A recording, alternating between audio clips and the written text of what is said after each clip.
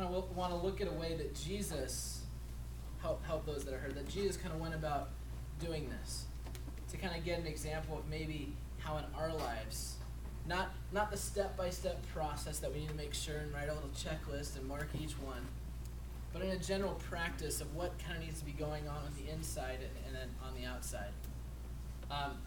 So if you guys can turn to Luke chapter 7, I'm going to start with verse 11.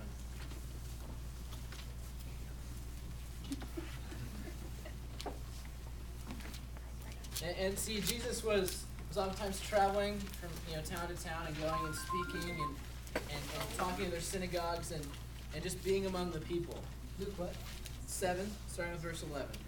And this was just one of those times, and Jesus was walking, and he was kind of entering a town. And I'm trying to find it here. And see, something happens, and he comes in contact with someone. And I want you to look at how he does this. So we're going to start Luke chapter 7, starting with verse 11 going to 17. It says, soon afterward, he went to a town called Non. And his disciples and a great cloud went with him. As he drew near to the gate of the town, behold, a man who had died was being carried out. What was the man? He was dead. Okay? He was dead. I just want to point that out because I want you to keep that in your head. Dead, was being carried out, the only son of his mother, and she was a widow. And a considerable crowd from the town was with her. So they're all kind of consoling her and being with her. And when the Lord, what's that word there?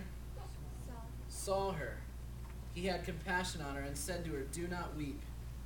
It's kind of a funny thing to say to someone whose son just died.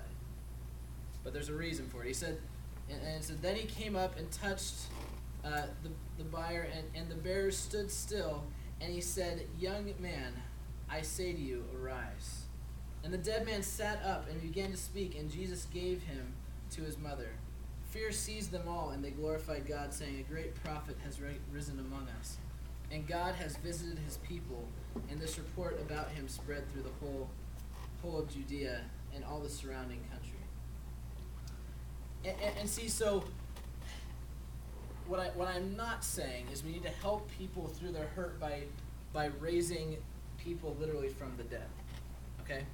This is not like the how-to of raising people from the dead. That's not what it's going to be. Been there, done that. Got the t-shirt. Anyways.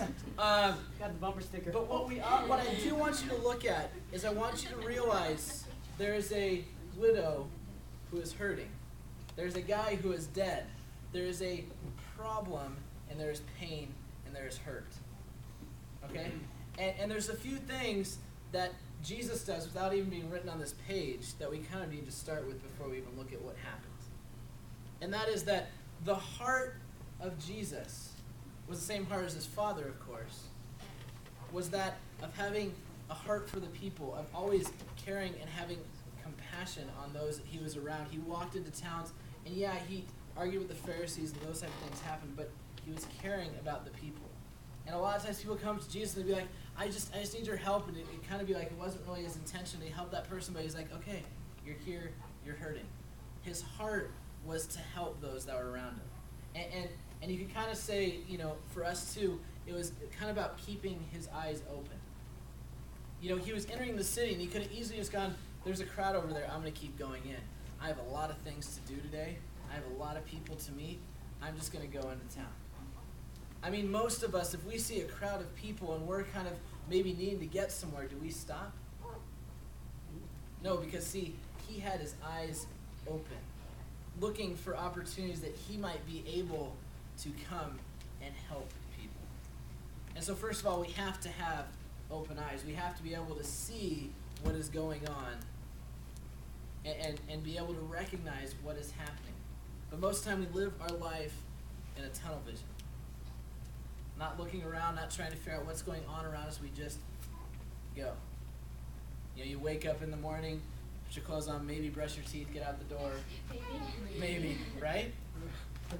I know there's some of you maybes in this room. Just take gum. Just take gum. There it is. Whenever we're late, I just take gum. And then you go through your classes. You're like, I just got to get through the 6 periods of the day. I got to get through. Get to break. Then I got to get to lunch. Then I got to get home. Then whatever you do after that, I don't know. But you guys probably have tunnel vision, like a lot of us. And we're not looking around. We're not seeing the people that are hurting, because a lot of us are kind of about our time, our stuff, our things. And see, the heart of Christ was much different than that. He was there looking amongst the people. He was coming for those that were hurting and broken and in need. And much like that, that's what Christ is calling us to be. That's what God is asking us to keep our eyes open. It's not necessarily a law, a command. He's just saying, open your eyes, open your heart to the fact that there are hurting people just like you, and I've helped you, and you can help them. And so that's kind of the first thing, that we have a heart to help, that we have our eyes open. Kind of goes in one. And then the next thing you can see is that, it kind of goes along with this, but it's a little bit different. See, there was a crowd of people, and a lot of us maybe approach that, we're just kind of there, and we could have gone, okay, we're in the crowd, but he not only had his eyes open and saw the need, but he also was present in the moment, right? He was very present in that moment, understanding, okay, I need to be here for these people right now. He not only saw the situation, saw what was going on, recognized that there was hurt and there was people in need of help, but he was there and realized, this is where I need to be. See, many of us, we get so distracted. Maybe you have a friend telling you about something, and maybe you realize they're hurting, they're troubled, but you're thinking about what you're going to eat for lunch, and you're not present. See, many times, Jesus was like the master at this. Obviously, he's kind of God. Bazinga. Yeah. And see, he was amazing at being in the moment, right? He was right there, right with the moment. That kind of feeling that you get when you talk to someone, you can realize in their eyes there is nothing more important than talking to you right then. That's being present in the moment. See, so you can have a heart to help and your eyes open to what's going on around, but you may not be present with that person. Because being present means that you see those things going on. Because in that one point in verse 13, it says, and when the Lord saw her, he had compassion on her.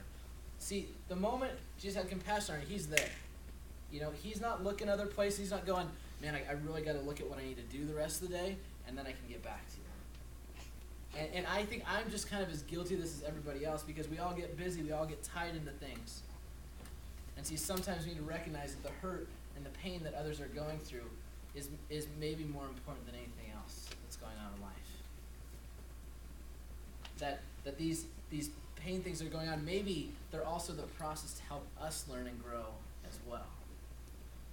And see, so if you kind of feel like, okay, I have a heart to help, I'm trying to keep my eyes open, I'm trying to be present. Okay, someone's hurting, I'm present. Then kind of the job that a lot of people don't like. See, and especially myself, I'm kind of this person that likes to fix things. There's a problem, I'm going to fix it. Like, early on, Vicky and I being married, this is kind of a classic, guy-girl type of thing, right? Vicky would, talk to me like, man, I just had this horrible day, and this went on, this went on. I said, look, babe, here it is. You're gonna stop crying. You're going to call that person, tell them you don't like them anymore because they did you wrong, and then, you're gonna go get a big glass of milk and just get over it, Like, I'm trying to fix the problem, right? I'm trying to go, here's a problem, and that was a horrible example. I mean, it usually wasn't that, mean and insensitive, but Vicky will tell you that it had to be by her mother telling me, Garrett, don't try and fix her problems, just what? Listen. You Sorry. got it? I'm guilty. Yeah. Guilty party. And any guy trying to get married or trying to date someone is going to discover this one fact about women.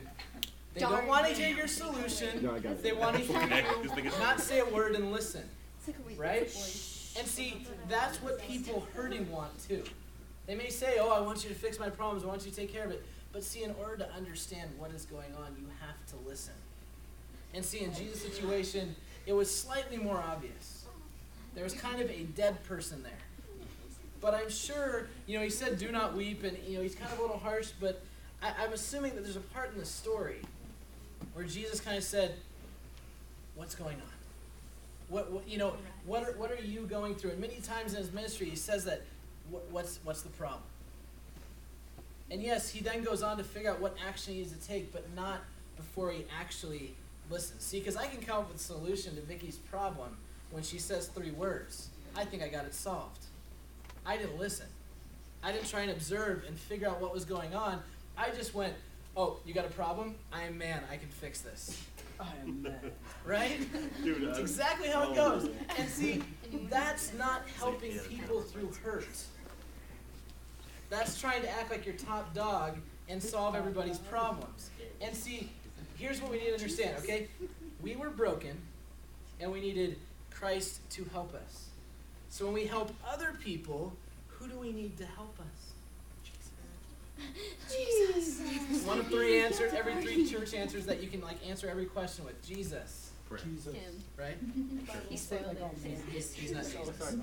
He spoiled it though. Jesus, right? But somehow we try and act like I got this taken care of. Some of you guys, It's okay, Jesus, I got it. so tell girls,